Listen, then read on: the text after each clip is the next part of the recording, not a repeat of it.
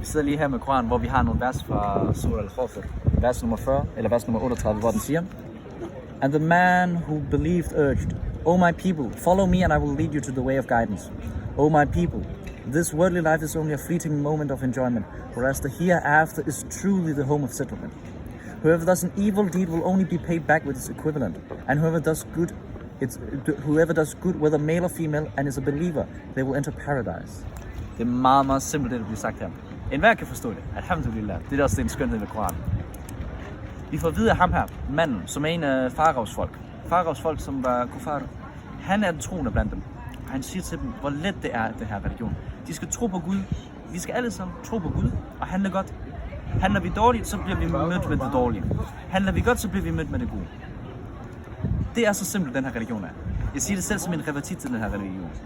Den her religion, den er meget, meget nem. Det er også det, vi hele tiden får at vide. Det her det er en nem religion at implementere i vores liv.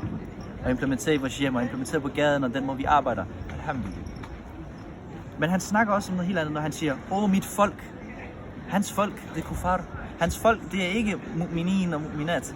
Han snakker til folk, der ikke tror på den islamiske religion, den sande religion. Men hvad gør han? Han kalder dem til religion. Han siger, åh, mit folk, jeg viser jer sandheden. Hvis I lytter til mig, følg mig, og jeg viser jer sandheden. Vi skal gøre det samme som muslimer.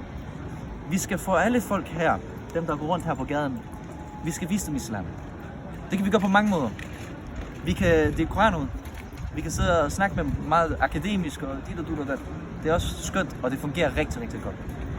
En anden måde, det er vores akhlaq og vores adab. Den måde vi opfører os på. Vores adfærd.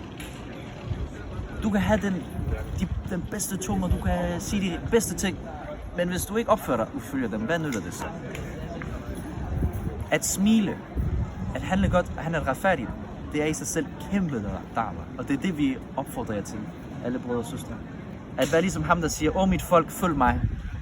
Fordi det er den måde, du får folk til at islam.